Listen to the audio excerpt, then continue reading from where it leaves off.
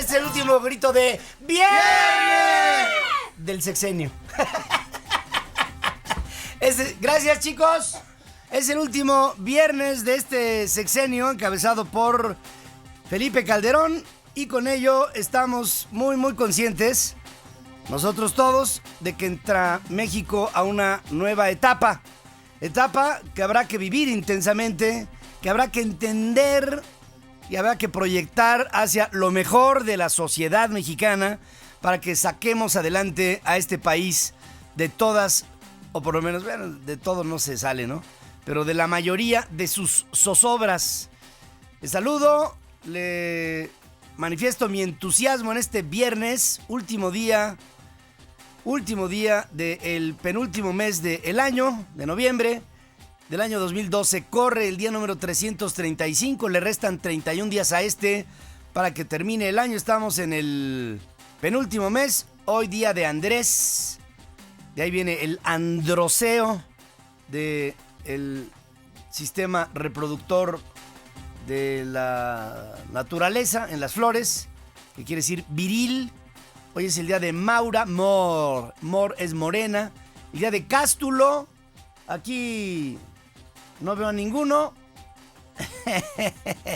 Y el día de Blanca. Blanca es un nombre germánico que significa brillante. Saludo con mucho cariño a todo nuestro querido auditorio que hoy festeja algo. Si hoy están ustedes festejando algo, a lo mejor para los priistas que están festejando el fin de un régimen panista de 12 años, a lo mejor para los panistas que están festejando que ya no van a estar en el ojo del huracán, el hecho es que unos u otros estarán siempre viendo hacia adelante, como estoy seguro usted también, más que nada usted también. Les saludo con mucho cariño, estamos llegando hasta usted a través de las estaciones de imagen en México, en estaciones hermanas, asociadas, afiliadas en la República Mexicana. Como siempre, es un placer el poderle saludar y aquí después de esta pausa empezamos. Le tengo, bueno, mi equipo de trabajo, ya sabe usted, estamos puestos, listos, más que entusiastas de llevarle a usted por el mundo de la inteligencia que esperamos que entre todos podamos ejercer. Empezamos, le tengo aquí un resumen. Resumen en imágenes.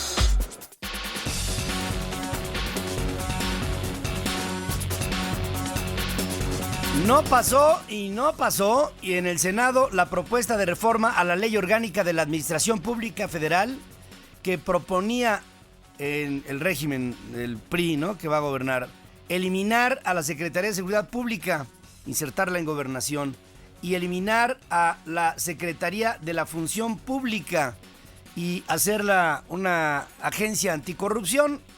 Deberá nombrar al gabinete con el mismo esquema que la actual administración. No hubo acuerdo. La sesión del Senado duró apenas 5 minutos al no haber dictamen de las comisiones de Gobernación y Estudios Legislativos debido a falta de acuerdos entre el PRI con el PAN y el PRD, que le pusieron un valladar, que exigen, el panismo y el periodismo, que se someta a ratificación en el Senado los nombramientos de los jefes policíacos como un control democrático mínimo, dicen, cuando se encuentren bajo el mando de la Secretaría de Gobernación.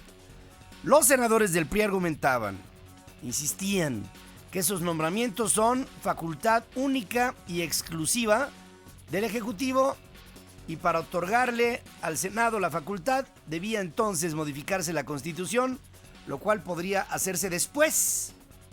El presidente de la mesa directiva, Ernesto Cordero, senador plurinominal, citó a los 128 senadores para la sesión de Congreso General a las 9 de la mañana o este sábado y a la reunión ordinaria hasta el próximo martes. De tal manera que Enrique Peña Nieto deberá nombrar a titulares en Secretaría de Seguridad Pública y en la Función Pública, dependencias que él planeaba desaparecer. A las 2 de la tarde se dará el anuncio de quienes integrarán el gabinete legal a cargo del Coordinador General de Políticas de Seguridad Miguel Ángel Osorio Chong será previsiblemente el secretario de Gobernación. Luis Videgaray será secretario de Hacienda. Emilio Chaifet será secretario de Educación Pública. Rosario Robles podría estar al frente de la Secretaría de Desarrollo Social. Jesús Murillo Caram será Procurador General de la República. Gerardo Ruiz Esparza, quien fuera el secretario de Comunicaciones en el Estado de México, será secretario de Comunicaciones de nuestro país, de todo México, Gerardo Ruiz Esparza. Alfonso Navarrete Prida será el nuevo Javier Lozano en el trabajo. Pedro Joaquín Codwell, quien fuera uno de los gobernadores más jóvenes que ha habido en la reciente historia de México, será de Quintana Roo, será el secretario de Energía.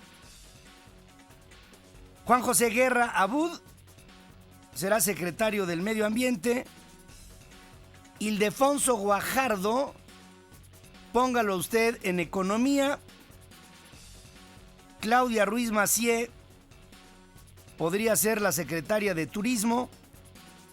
Jorge Carlos Ramírez Marín, el yucateco, será secretario de Desarrollo Agrario. Apunte usted a Manuel Mondragón en la titularidad de la Secretaría de Seguridad Pública Federal. Hay quien dice todavía que Macedo de la Concha sería subsecretario del Interior cuando se hagan las modificaciones, ¿no? Sería subsecretario Rafael Macedo de la Concha, el general sería subsecretario del Interior y Manuel Mondragón sería comisionado general de la Policía Federal. Pero yo más bien pienso que Manuel Mondragón será el secretario de Seguridad Pública y después, cuando se hagan las modificaciones y estas se logran, sería entonces el subsecretario del Interior. José Antonio González, un hombre que viene inserto en la Secretaría de Hacienda, podría estar al frente del Seguro Social. Y Emilio Lozoya, apúntelo como el nuevo director de la Comisión Federal de Electricidad. Son algunos de los nombres que le puedo decir. Le voy a platicar más de este tema, pero ahí, entonces le digo, una postura política clave, político-operativa clave es la del doctor Manuel Mondragón y Calv, que asumiría como no sé qué forma le vaya a dar Peña Nieto, podría decir, mientras que se arregla el tema de la inserción de la Secretaría de Seguridad Pública Federal al gobierno, sería, digamos, encargado del despacho de la Secretaría de Seguridad Pública. ¿Y por qué le digo que Manuel Mondragón podría ser el subsecretario del Interior?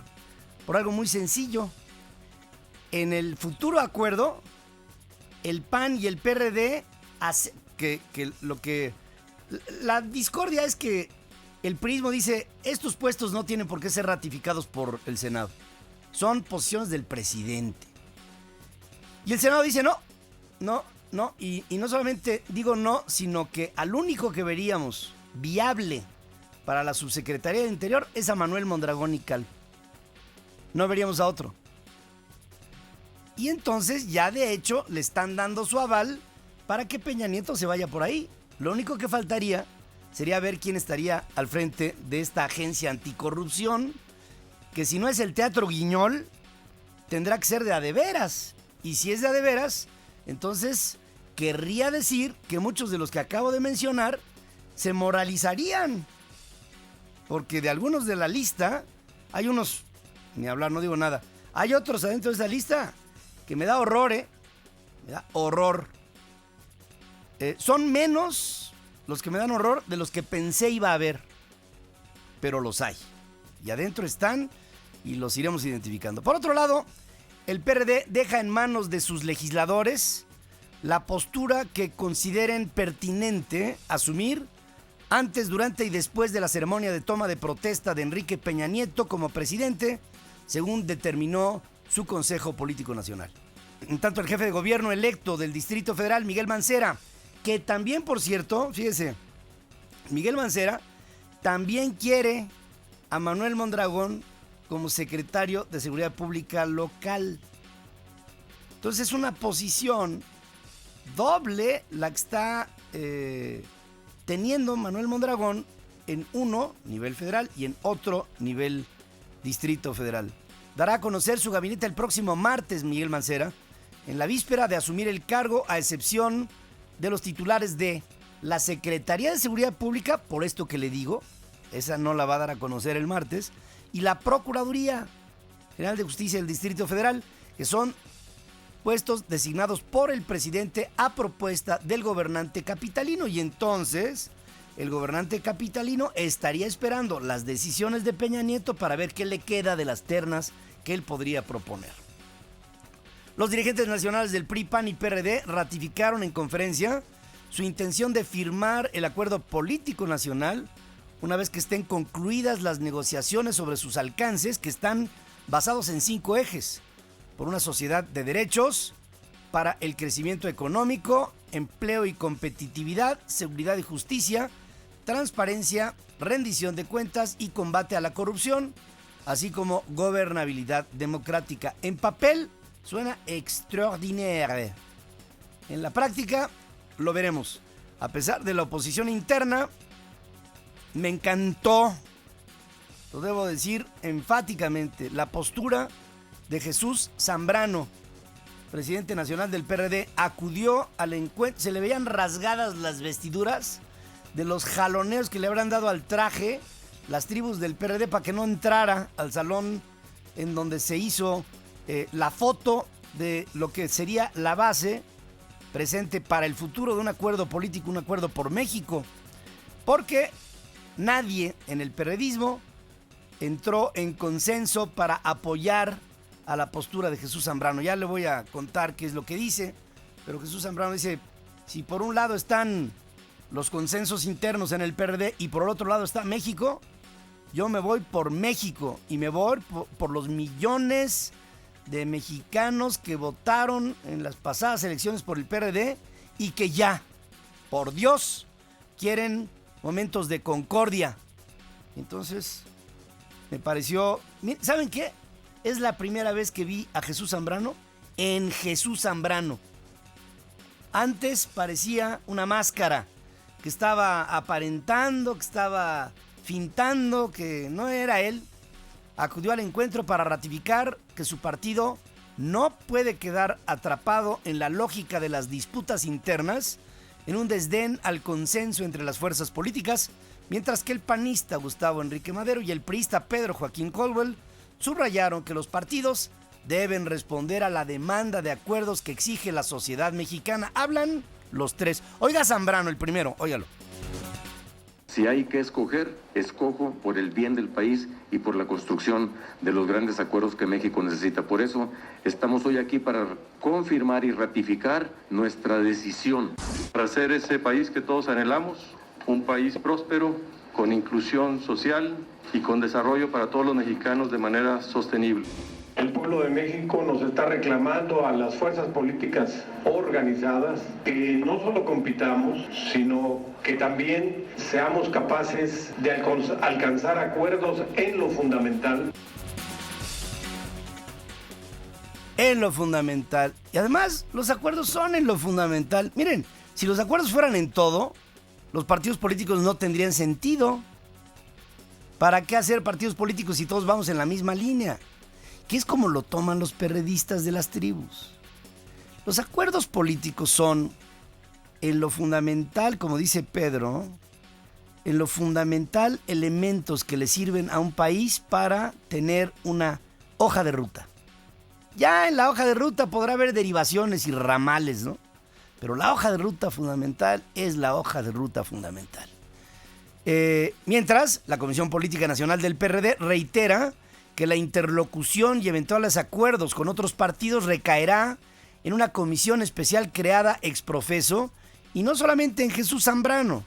Y claro, ahí, miren, yo no sé, dicen que una comisión, allá al principio de los tiempos, cuando Adán y Eva y empezó a tener ya derivaciones, ¿no? Se hizo una comisión que se llamó la Comisión del Caballo. Entonces se pusieron de acuerdo todos en una mesa, los hombres que había en la tierra, y empezaron con la Comisión del Caballo. ¿Y saben ustedes qué nació? El camello. ¿Y saben ustedes por qué? Porque nadie se puso de acuerdo. Y le ponían una joroba y le pusieron luego hasta de a dos. Y luego la trompa, pero que corriera, pero poquito. Y entonces así, y entonces hicieron el camello. Porque nadie se ponía de acuerdo. Y pareciera como si una comisión del caballo en el PRD fuera la lógica de su proceder. Habla Alejandro Sánchez, secretario general. No teníamos datos de estos encuentros. Apenas esta semana en la Comisión Política Nacional nuestro presidente nos compartió esta información. Era verdaderamente cuesta arriba que se pudiera firmar un acuerdo antes del 1 de diciembre. Pero nunca nos pidan que nos sentemos a firmar sobre las rodillas. Sobre las rodillas. Tienen pensando, miren, este acuerdo político nacional lo empezó a trabajar Peña Nieto por lo menos hace 2 meses. Puso a trabajar a varios. Puso a trabajar a Miguel Ángel Osorio Chong. Puso a trabajar a Videgaray. Y puso a trabajar en todo esto, dentro de su estructura, a Jorge Carlos Ramírez Marín. Puso a trabajar a Manlio. Y puso a trabajar a Emilio Gamboa. A todos. Dijo, órale, pónganse a darle. Y entonces empezaron a hablar por debajo con Gustavo Enrique Madero. Empezaron a hablar con Jesús Zambrano. Y ahorita analizábamos aquí la salida de Andrés Manuel López Obrador de las izquierdas hoy conocidas. Le daban al PRD la posibilidad de que hubiera llegado Jesús Zambrano ayer a la reunión sin ataduras, con todo y todo. Ahí está la sombra del caudillo. El presidente Felipe Calderón promulgó la reforma a la Ley Federal del Trabajo, producto de la iniciativa preferente que envió al inicio de la actual legislatura y que fortalece, subraya los derechos de los trabajadores, impulsa la competitividad y la creación de empleos, así lo dijo. Hemos construido los cimientos para un mayor crecimiento y una mayor competitividad. Yo estoy seguro de que estas bases de estabilidad, solidez y crecimiento que estamos dejando al siguiente gobierno serán clave para la atracción de mayor inversión al país y para la generación de empleos para los mexicanos. Así lo deseamos con toda sinceridad. Tengo plena confianza en que al país le espera un futuro promisorio. La Coparmex confía que con el nuevo marco laboral será posible alcanzar esta frase. Cada vez que empieza un sexenio, la digo porque la dicen, ¿no? 1 millón de empleos al año, y que en el 2013 los habrá, tras externar su reconocimiento al presidente Calderón, a los diputados y a los senadores que impulsaron la modernización de esta reforma, que yo insisto, con todo y sus nuevas bondades, para mí la más destacable son derechos para la mujer. No se me hace una reforma laboral profunda. No lo es, no lo fue, y al ratito lo vamos a sentir. Pero organizaciones sindicales, hablando de orejas, ¿no?, que conformaron la Convención Nacional Sindical, aseguran que tienen listos 2 millones de amparos individuales en contra de la reforma laboral, además de que buscarán una acción de inconstitucionalidad para echarla para atrás. Y miren, cuando no se actúa desde la óptica del gobierno o del Estado con determinación, vienen estos exabruptos.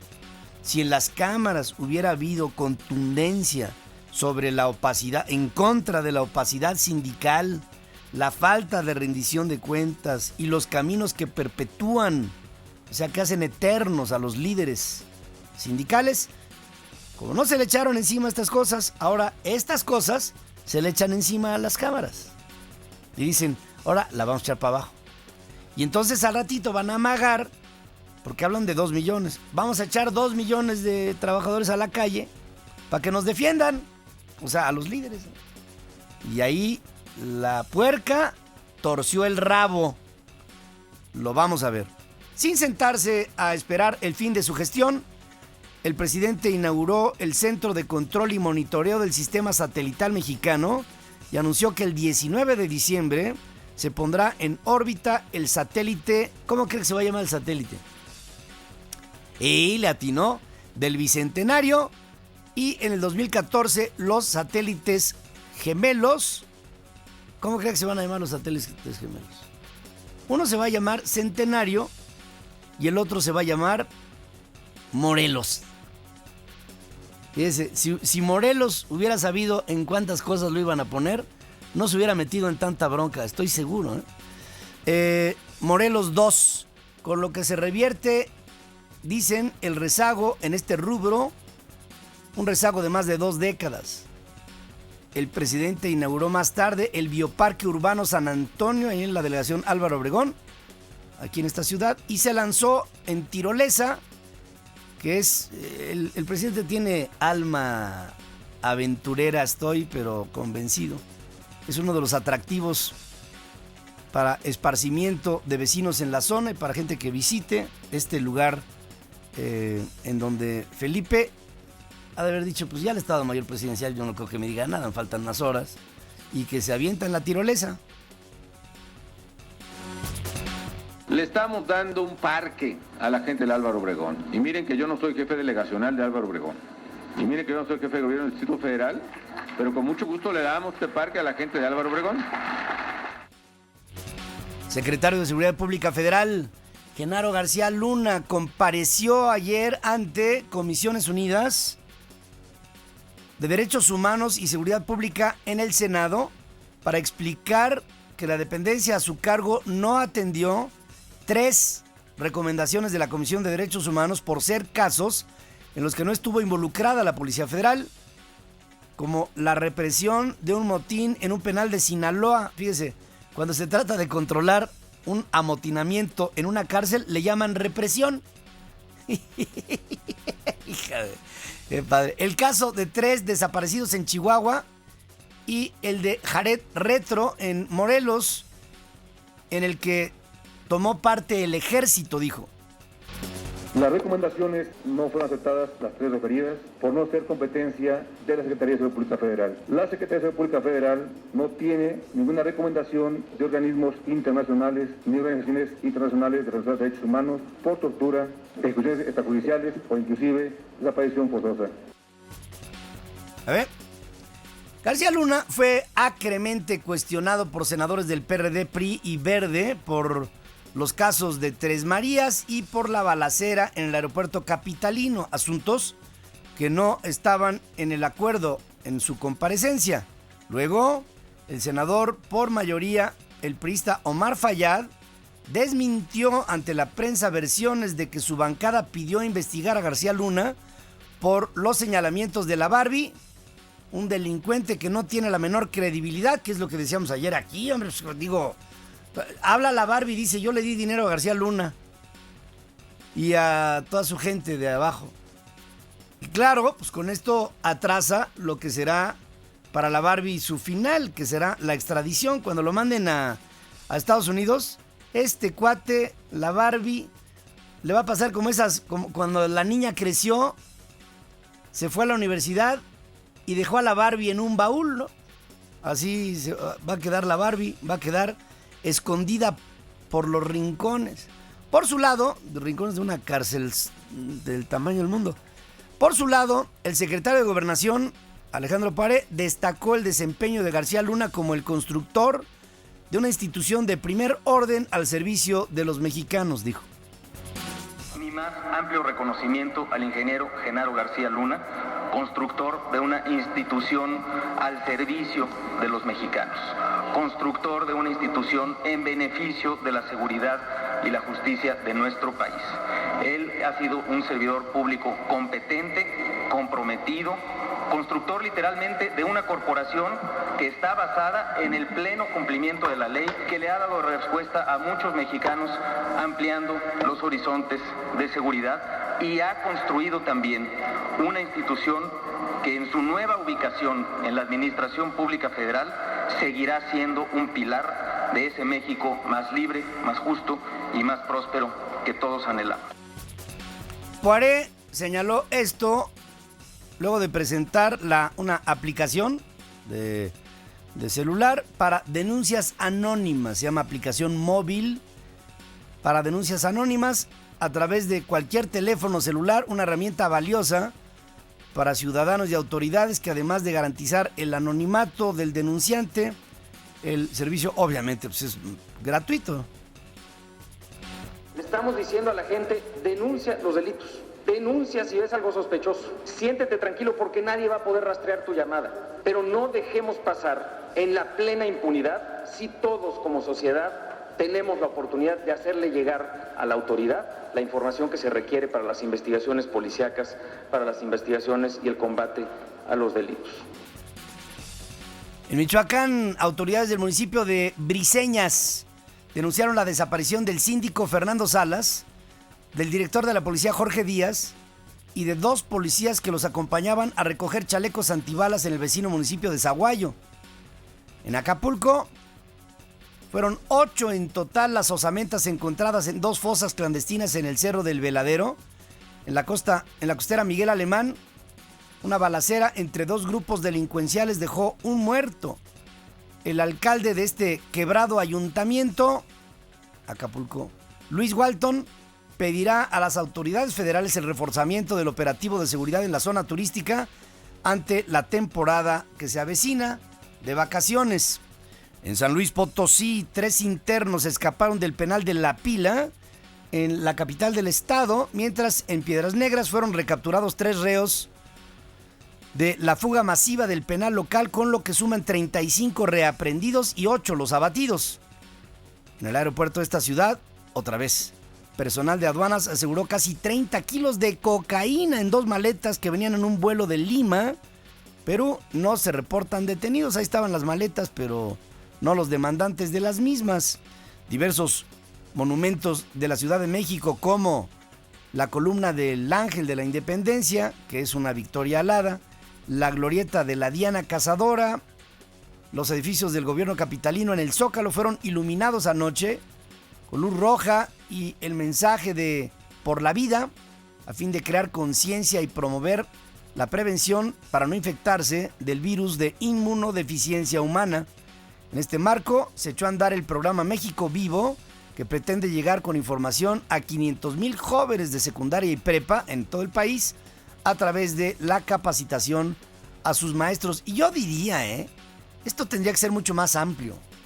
Tendría que ser capacitar a los padres de familia, que los padres de familia no hablan con los hijos de sexualidad, como si el tema del sexo fuera tabú. Es lo más hermoso que hay en la vida. Bueno, pues no se habla de ello porque, pues, ¿cómo decirle a mi hijo que yo lo tuve producto del chacachaca de Ariel, ¿no? ¿Cómo decir? La iluminación, es lo que no entiendo, ¿no? La iluminación de monumentos se realiza a nivel mundial previo al Día Mundial de la Lucha en contra del SIDA, que se conmemora mañana, 1 de diciembre.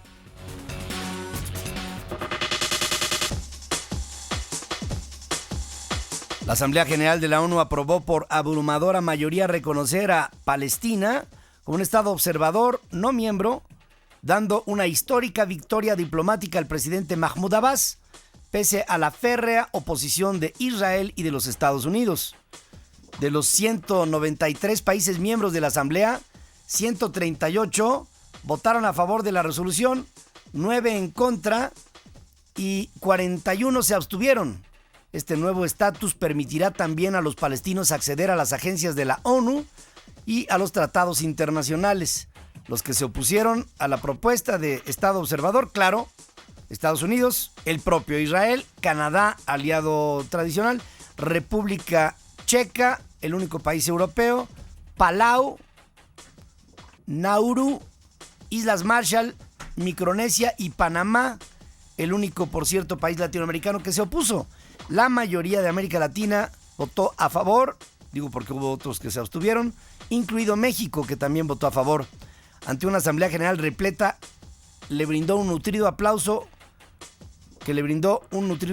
el presidente de la Autoridad Nacional Palestina, Mahmoud Abbas, expresó que el nuevo estatus es un paso histórico para el pueblo palestino, pero advierte que queda un largo camino por recorrer para lograr un estado propio. En Ramallah, en Cisjordania, miles de personas se congregaron frente a la sede de la Autoridad Palestina para celebrar el reconocimiento de la ONU, lanzando disparos al aire, como le hacen. México votó a favor de reconocer a Palestina como un estado observador de la ONU, con la esperanza de que este cambio de estatus impulse las negociaciones de paz con Israel, señaló el representante permanente de México ante la ONU, Luis Alfonso de Alba. El Fondo de las Naciones Unidas para la Infancia, la UNICEF, confirmó las denuncias de la organización Human Rights Watch sobre el uso de bombas de racimo en contra de niños sirios, causando su muerte o dejándolos mutilados. Es más que preocupante, es indignante, es inaceptable ver que los derechos de los niños son violados de esta manera, dice la UNICEF. Solo una misión de mantenimiento de la paz de la ONU compuesta por cascos azules podría lograr una tregua en la violenta manifestación siria, considera el representante especial para ese país, el señor Lakhdar Brahimi.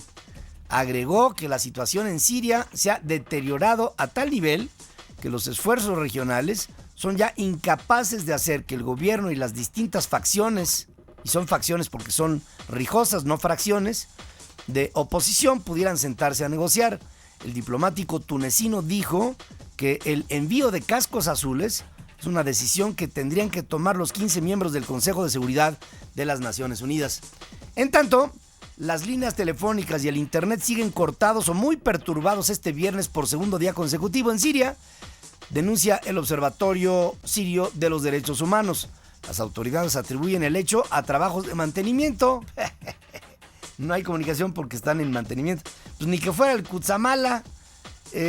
Insiste en la Casa Blanca en que cualquier acuerdo para evitar el fiscal cliff deberá incluir impuestos más altos para los más ricos, lo que dejó entrever que un eventual acuerdo con los republicanos se mantiene aún distante. No podrá haber acuerdo sin que los impuestos para quienes más ganan aumenten, dijo el vocero presidencial Jay Carney, sobre la posibilidad de que el presidente Barack Obama acceda a extender los recortes tributarios promulgados por el gobierno de George Bush. Carney descartó que Obama pueda ceder terreno en este ámbito en aras de alcanzar un acuerdo que impida que la amenaza del precipicio fiscal se concrete a partir del primer minuto del año que entra, y le queda un mes. Los republicanos insisten en que todo acuerdo deberá incluir recortes en el gasto del gobierno a fin de reducir el déficit presupuestal. El líder de la Cámara de Representantes, el republicano John Boehner, dijo estar decepcionado de donde estamos, indicando que pese a los contactos con la Casa Blanca no ha habido un progreso sustantivo. El presidente Barack Obama y el republicano Mitt Romney dejaron de lado sus diferencias y agrias críticas de la campaña presidencial y se reunieron por primera vez desde las elecciones del 6 de noviembre. Ambos tuvieron un almuerzo privado en la Casa Blanca, la residencia que el republicano aspiró a ocupar por 4 años. La comida duró poco más de 1 hora. El gobierno de Colombia y la guerrilla de las FARC concluyeron un primer ciclo de 11 días en el diálogo de paz y acordaron volver a reunirse el 5 de diciembre. En un comunicado conjunto invitaron a todos los colombianos a respaldar el diálogo que mantienen en Cuba para terminar el conflicto armado de medio siglo y construir lo que llaman una paz duradera y estable. En Italia, la segunda audiencia del juicio en contra de 8 mexicanos acusados del homicidio del italiano Simone Renda en 2007 se realizó con la ausencia de los imputados ante el tribunal en la ciudad de Lecce. En caso de que los acusados sean condenados, se girará en su contra una orden de captura internacional. Renda, de 35 años, de profesión banquero y quien se encontraba de vacaciones en México, fue detenido el 1 de marzo del 2007 tras causar molestias públicas y encontrarse en estado de ebriedad, según la versión de la policía mexicana. Sin embargo, durante su detención en una cárcel de Playa del Carmen, el italiano sufrió un ataque cardíaco y murió 2 días después, producto, según fiscales italianos, de la falta de atención médica adecuada, pese a que un doctor de la prisión había señalado que el detenido tenía problemas con su presión arterial. Imagínate, agarras la jarra en Playa del Carmen, te meten al bote y te da un infarto, no te salva ni la Santísima Trinidad, vaya. ¿Te imaginas? Oye, carnal, que este reo se está ahí torciendo. Pues sí, pues trae una jarra que para qué te güey.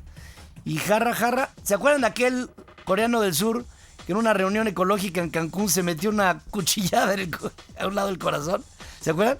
Que lo había hecho varias veces. Pues en Cancún se murió. ¿Por qué? Porque había retenes y no dejaban pasar a la ambulancia.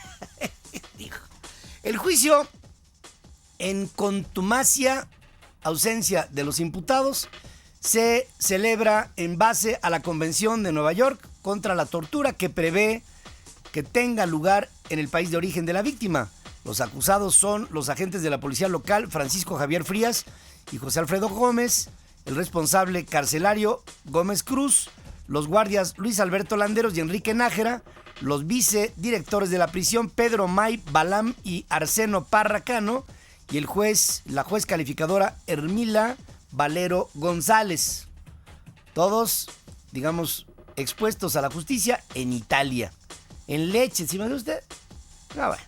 El expresidente de los Estados Unidos, George Herbert Walker Bush, de 88 años, permanece internado desde hace una semana en el Medical Center en Houston por complicaciones relacionadas con una bronquitis.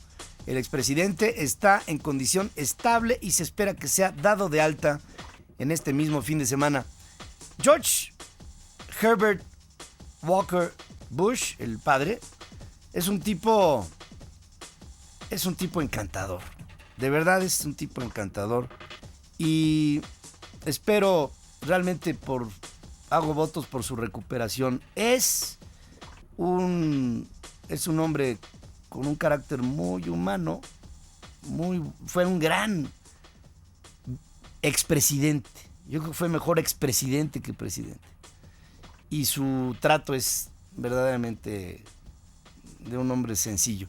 En fin, espero todo lo mejor para él.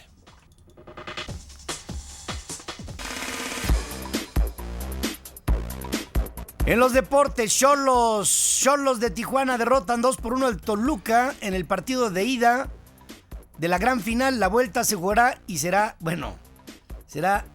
el hervidero mayor el domingo a las 6 de la tarde en Toluca. En la NFL, los Halcones de Atlanta derrotan 23-13 a los Santos de Nueva Orleans en el arranque de la semana número 13. Todo lo más importante, deportes. Más adelante, Pablo, aquí usted sabe.